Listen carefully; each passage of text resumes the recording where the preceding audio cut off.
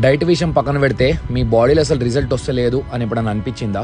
పక్కా అనిపించే ఉంటుంది. Most of you'll gym లో ఫోకస్ చేసేది ఫ్యాన్సీ వర్కౌట్ల మీద.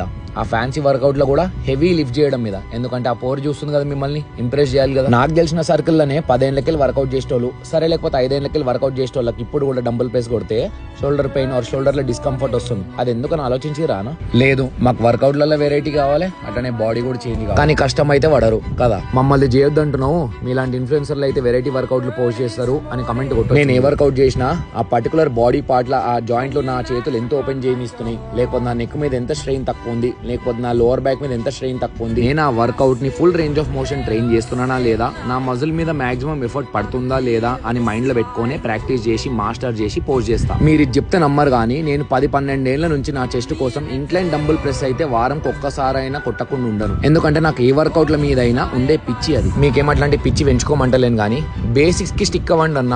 ఒక వర్కౌట్ ని ప్రాక్టీస్ చేయరు 10 సార్లు 20 సార్లు 50 సార్లు, దాన్ని మాస్టర్ చేయరు. ఆ ప్రాసెస్ లో బాడీ ఆటోమేటిక్ చేంజ్ అవుతుంది.